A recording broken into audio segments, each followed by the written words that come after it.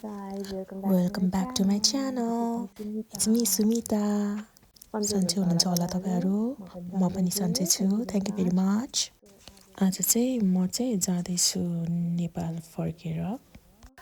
It's like a winter vacation होइन यता अनि मलाई चाहिँ घरको एकदमै नेचुरल लाग्यो म चाहिँ घर जाँदैछु सो यो ट्रिपमा चाहिँ मैले दाइलाई चाहिँ भनेको छुइनँ त्यो पनि हेरौँ सरप्राइज हुन्छ कि हुँदैन होइन त्यसपछि लाएर अरू त केही पनि छैन तपाईँहरूको पनि ठिकै होला मसँग जाउँ नेपाल जाउँ जम्माबाद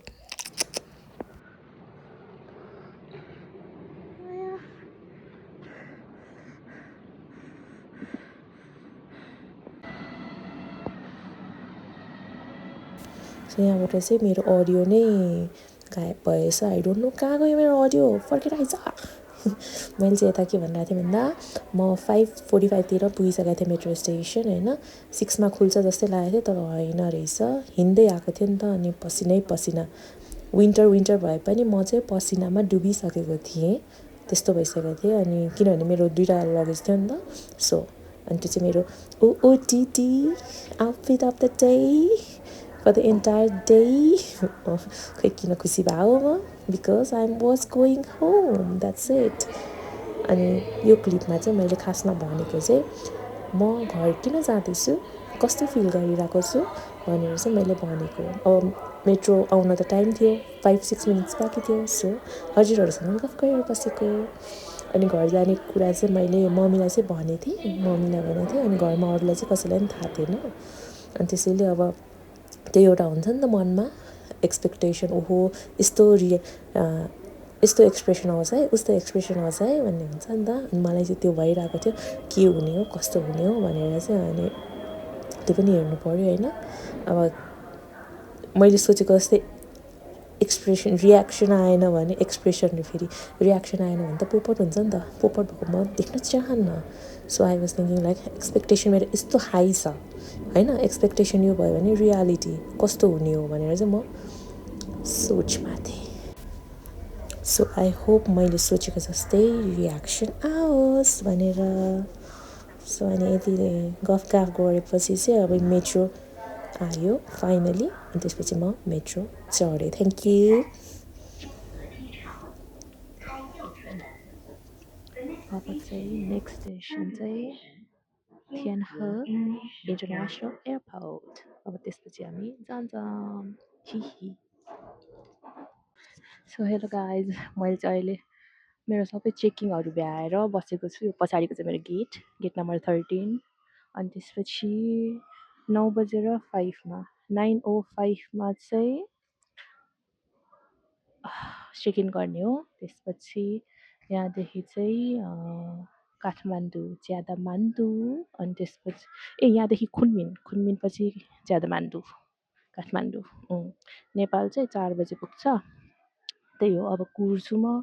अनि पानी पिउँछु केही खान्छु पिस आउट यहाँ चाहिँ म कुरिरहेको छु के पनि छैन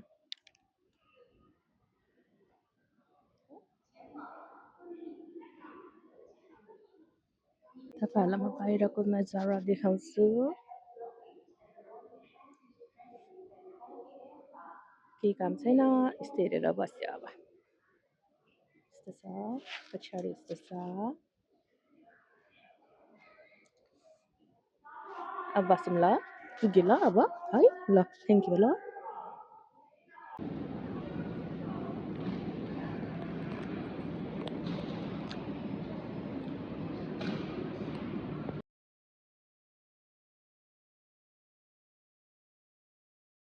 म प्लेन चढेको यहाँबाट यसपालि चाहिँ चाइना इस्टर्नबाट ट्राभल गरेको केही सालसम्म लेट्स सी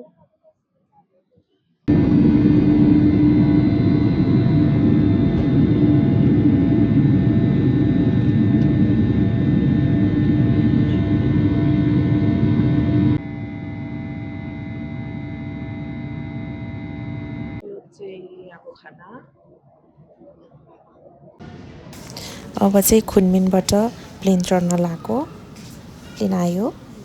त्यसपछि चाहिँ चढेर कति घन्टा पुगिसकेको थियो अब चाहिँ काठमाडौँ आउन लागेको मैले तपाईँहरूलाई देखाउँदैछु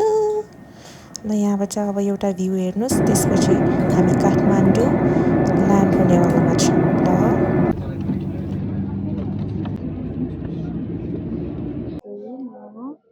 नेपालको एयरपोर्टमा ल्यान्ड भएँ यहाँ चाहिँ मेरो दुःख दिएको लगेजले एकछिनमा भन्दैछु म कहानी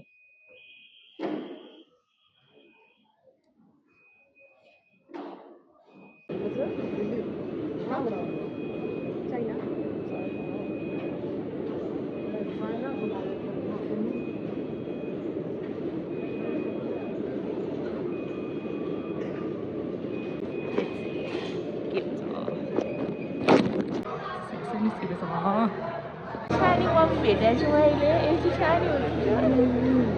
यस्तो अहिले आउँदा आउँदा मेरो माइकको त्यो चेप्ने नै भाँच्यो क्या सो मैले मम्मी भेटिसकेँ अब हामी जान्छ घर दाजुलाई सरप्राइज गर्न पहिला फोन गर्छौँ कहाँ छ त्यही अनुसार जाने हो ल बाई के खाने हो मेरो माताश्री आउनु भएको छ कस्तो लागिरहेछ मलाई देखेर एकदम खुसी भइराखेको छु तिमीलाई देख्न पाउँदाखेरिमा सरप्राइज हुन्छ घरमा पुग्दा त आइज त भन्नुभएको थिएन त भनेको थिएँ त आऊ भनेर सकेसम्म नआउ चाहिँ भन्नुभएको थियो होइन होइन आऊ 2 हप्तालाई मात्र भनेको थिएँ मैले जिस्क्या मम्मी loves me त्यसैले बोलाउनु भयो अब हामी जाने यहाँबाट सरर र अनि सुजनलाई भेट्नु ल ओके बाई त्यही हो अब म भोलि पर्सि लिन्छु भोलि पर्सि गर्छु अनि त्यही हो सो गाइस अहिले भर्खर के भयो ल भन्नु त गाडीको चाबी भित्रै रह्यो गाडी सेन्ट्रल लक भयो गाडी खोल्नु सकेनौँ अनि हामी बाहिरै छौँ त्यस्तो अवस्था मेरो उतादेखिको स्ट्रगल अहिलेसम्म चलिरहेको छ उता के भइदियो मेरो उयो के अरे कस्टम जाने ठाउँ नभेटेर म 2 चोटि ओरो गरेको हुन्छ त मन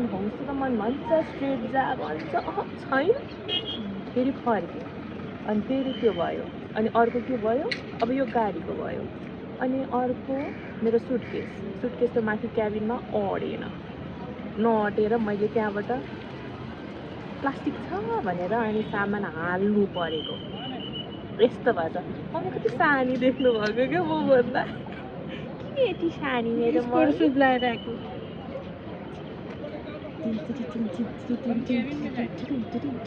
यसलाई हुन्छ दुःखमा पनि रमाउनु पर्छ भनेर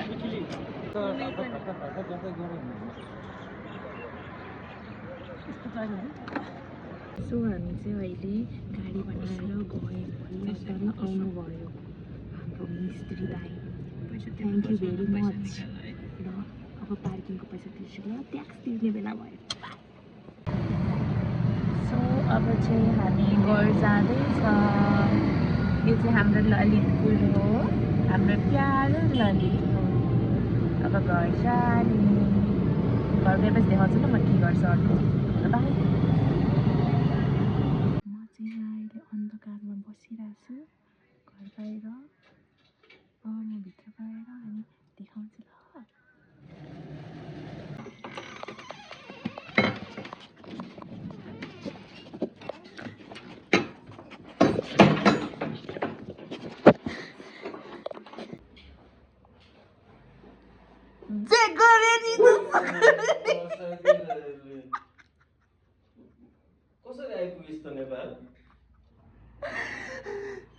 Welcome home to Suvita.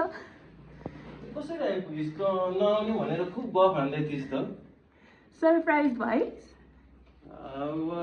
Surprise voice. म भयो ज्याङ्गो खुसी भएको हो त्यो ज्याङ्गो तिम्रो लागि हेर त मैले के ल्याइदिएको आमामामा यो ज्याङ्गोलाई के हो त्यस्तो त्यो सिरोकै लिएर आइदे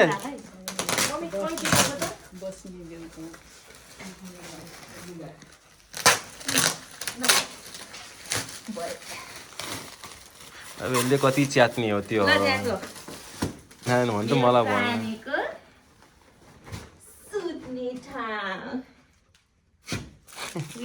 खेलाउना प्लास्टिक निकाल्दै भयो त खेलाउनको अनि यो मुखमा लाग्छ घाँटीमा अड्काउँछ जस्तो फिल आइरहेको मलाई खै मेरो सानोको अरू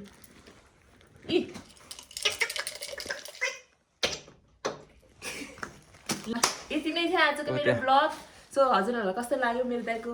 एक्सप्रेसन देखेर भनिदिनु होला सरप्राइज भएको कि नभएको कि भनेर ज्याङको पनि देख्नु होला ल धन्यवाद लाइक सेयर सब्सक्राइब त्यो भन्दै नभनिकन आएँ म भन्न भन्दै नभनिकन आएँ त्यही हो प्लान